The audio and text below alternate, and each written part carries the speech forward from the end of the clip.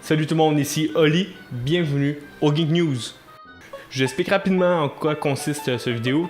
Tout simplement, quand ça va me tenter, quand je vais voir qu'il y a des nouvelles intéressantes, je vais vous faire une vidéo qui vous rassemble toutes ces nouvelles pour vous les partager.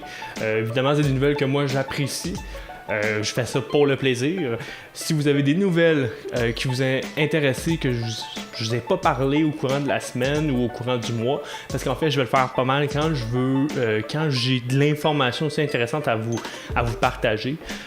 Donc, tout simplement, le mettre dans les commentaires pour ce que j'aurais pas parlé, en fait, des trucs intéressants, peut-être que je n'ai pas vu, qu'on pourrait se partager, puis en rediscuter un autre moment.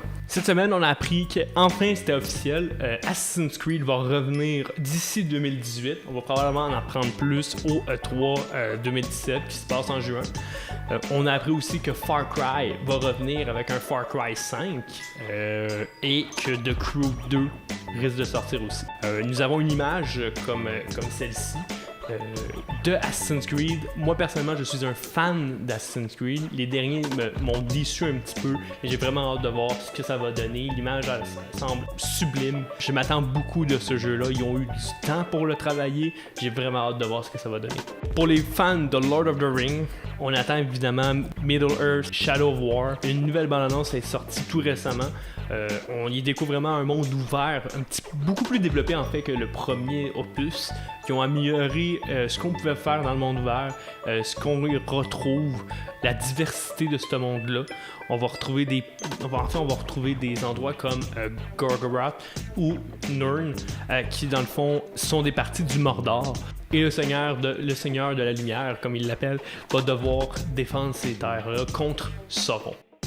Côté série télé, on a de grosses annonces cette semaine. Pour commencer, une série de Witcher sera en développement par Netflix. Nous n'avons aucune information à part ça, à part que Netflix travaille sur un projet. Il n'y a aucune date de sortie qui a été annoncée, mais en tant que gamer, j'ai très hâte de voir cette série-là, surtout en sachant que Netflix font souvent des séries de qualité, donc j'ai vraiment très hâte. On a eu aussi d'autres informations par rapport à la série télé de Krypton, qui va être distribuée par Sci-Fi, qui sortira pas avant 2018, mais on sait déjà que ça va être l'histoire du grand-père de Superman, Seg-El, qui va falloir qu'il défende vraiment les intérêts de la famille.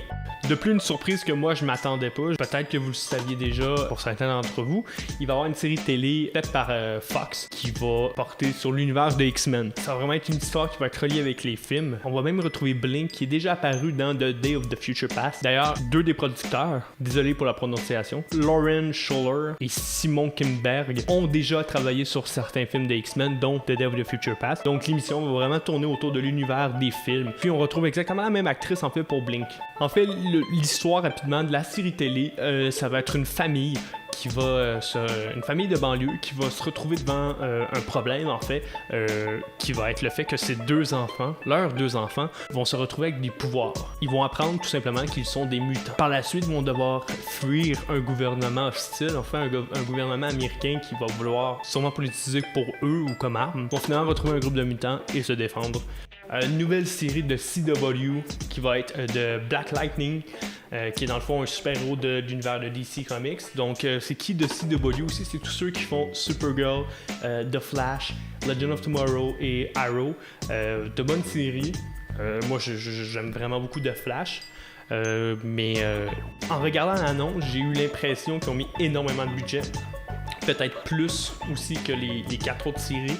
Je sais pas si on se retrouve dans le même univers ou si c'est un univers distinct, mais la profondeur des personnages, du moins dans l'annonce, la profondeur de leurs actions, la profondeur de leur histoire, semblait beaucoup plus avancée que ce qu'on retrouve dans The Flash, Arrow ou les autres séries comme ça. Je crois que ça envoie du lourd pour The Black Lightning. DC a annoncé une suite au fameux crossover qu'il y a eu entre Batman et Flash, qui s'appelait Le Bouton.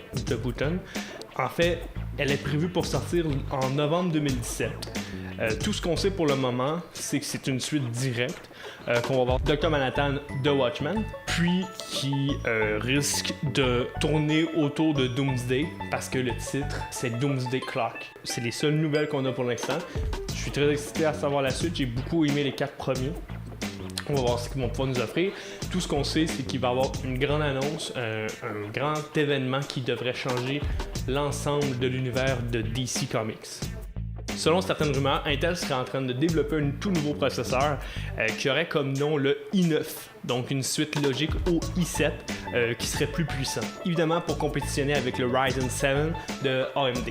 On parle d'une cadence de base d'environ de 3.3 à 3.6 MHz et en turbo boost de 4.3 à 4.5 GHz, évidemment non overclocké, avec une cache d'environ 8 à 16 MB. On parle ici de 8 cœurs avec 16 threads, vraiment pour venir compétitionner ce que AMD fait déjà. Évidemment, c'est des spécifications papier. Il va falloir attendre les benchmarks, vraiment voir ce que ce fameux i9 aura dans le corps. Et ça, c'est seulement si ça s'avère vrai et que ce n'est pas une rumeur. Donc merci à tous, j'espère que vous avez aimé ça. Si vous avez aimé ça, tout simplement mettre un thumbs up en bas sur la vidéo. Abonnez-vous. Aussi cliquez sur la petite cloche, vous allez avoir toutes les notifications par rapport à nos vidéos. De plus, je vous invite à aller sur Instagram, sur Twitter, sur Twitch, sur Facebook.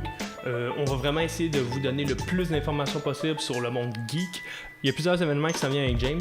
On va avoir un petit let's play de Injustice 2. On va avoir aussi le Comic Con de Montréal qui s'en vient bientôt. On va essayer de faire le tour. On a déjà parlé à quelques magasins, quelques artistes aussi de bande dessinée. On va essayer de vous partager ça.